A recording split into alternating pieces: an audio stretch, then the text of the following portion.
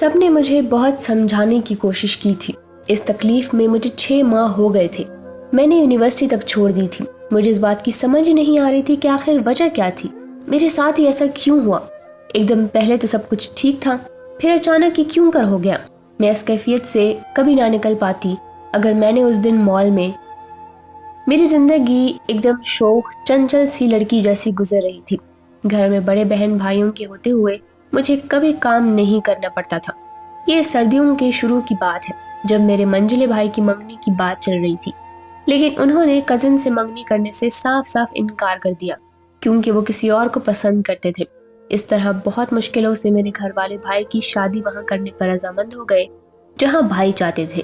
ان کی ذات پات سب الگ تھا، لیکن محبت کے آگے کس کا زور چلتا ہے۔ بھائی نے بھی اپنی وفا کا بھرم رکھا اور خاندان سے لڑ جھگڑ کر اپنے حق میں فیصلہ کروا ہی لیا۔ جب بھائی کی شادی ہوئی تب میں بہت مغرور ہوا کرتی تھی۔ ظاہر ہے گھر میں سب سے چھوٹی تھی، امی ابو اور بھائیوں کی تو جان تھی میں۔ تب میں نے FSC کی تھی اور اس سے پہلے کئی لڑکوں نے پیغام محبت مجھ تک پہنچایا تھا، جس سے کہ میں نے کمال نخوت سے ٹھوکر ماری۔ میرے کئی کزن مجھ سے بات کرنے کو ترستے تھے، لیکن میں نے کبھی کسی کو بھاؤ نہ دیا۔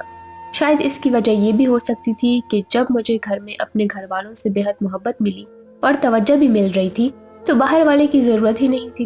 جب بھائی کی شادی ہوئی تب میں شادی میں سب سے حسین لگ رہی تھی۔ میری بھابھی بھی بہت حسین تھی۔ میں نے جلد ہی ان کی اٹینشن بھی پا لی۔ انہوں نے مجھے اپنے پاس بٹھایا، مجھے ایک کانچ کی گڑیا کی طرح ٹریٹ کیا۔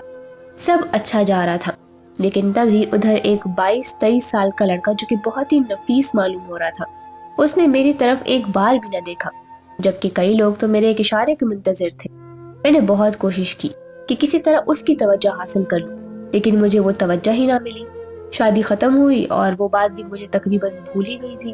کبھی یاد آتی تو دل میں کھلبلی مچا دیتی۔ ایسا کیسے ہو سکتا ہے کہ مجھے یوں نظر انداز کیا جا رہا تھا؟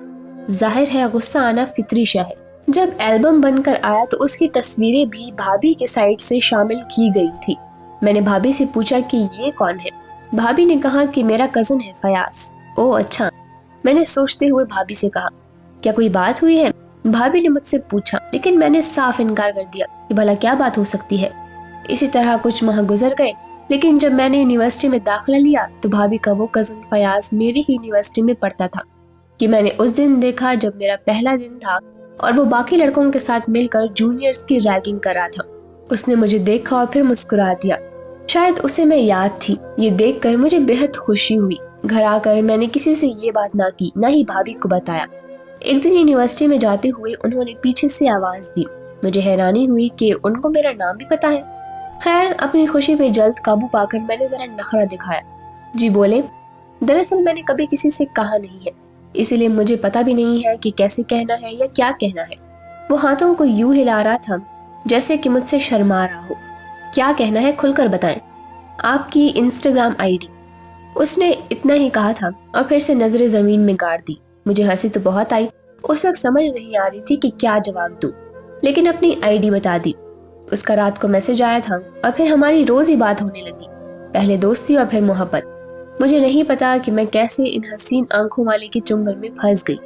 اس محبت کو 1 سال ہو گیا تھا، سب ٹھیک جا رہا تھا، لیکن جب میں بہت آگے نکل آئی محبت میں تو اس نے قدم واپس لینا شروع کر دیے۔ ہر بات پہ خیال رکھنے والا اب بات بات پہ اذیت دینے لگا تھا۔ میری پریشان کن حالت دیکھ کر بھابھی نے مجھ سے پوچھا، وہ میرے ساتھ گھر میں رہتی تھی، ان کو شک سا ہو گیا تھا۔ کیا بات ہے گڑیا، کون ہے وہ جس کے غم میں یہ حالت بنا لی ہے اپنی؟ میں نے روحان سی شکل بنا کر سب ان کو بتا دیا۔ انہوں نے مجھے دلاسا دیا اور کہا کہ وہ اپنے گھر والوں سے اس کے بارے میں بات ضرور کریں گی۔ اس نے صاف انکار کر دیا کہ اسے مجھ سے محبت نہیں۔ میں نے گھر والوں کو ثبوت کے طور پر اس کی پکچرز تک دکھائی، لیکن وہ کیا کر سکتے تھے جب لڑکا ہی راضی نہ ہو۔ سب نے مجھے بہت سمجھانے کی کوشش کی۔ اس تکلیف میں مجھے 6 ماہ ہو گئے تھے۔ میں نے یونیورسٹی تک چھوڑ دی تھی۔ مجھے اس بات کی سمجھ ہی نہیں آ رہی تھی کہ آخر وجہ کیا ہے، میرے ساتھ ایسا کیوں ہوا۔ ایک دم پہلے تو سب کچھ ٹھیک تھا، پھر اچانک یہ کیوں کر ہو گیا۔ میں اس کیفیت سے کبھی نہ نکل پاتی اگر میں اسے اس دن مال میں کسی لڑکی کے ساتھ نہ دیکھ لیتی۔ میرے ساتھ بھائی اور بھابھی بھی تھے جن کی منتوں کے بعد ان کے ساتھ باہر نکلنے کو تیار ہوئی تھی۔ یہ سب دیکھ کر پاگلوں سی بھاگی اور اس کے پاس گئی اور کالر سے پکڑ کر اسے اپنا قصور پوچھنے لگی۔ بھابھی نے اسے زہر خند نگاہوں سے دیکھا۔ اور میرے آنسو صاف کرتے ہوئے گاڑی میں لا کر پانی پلایا۔ چپ کر جاؤ گڑیا، دیکھنا وہ کبھی خوش نہیں رہے گا۔ مجھے ہرگز نہیں پتا تھا کہ تم اسے پسند کرتی ہو۔ اس کی تم سے پہلے بھی ایک لڑکی سے عشق کے پنگے چل رہے تھے۔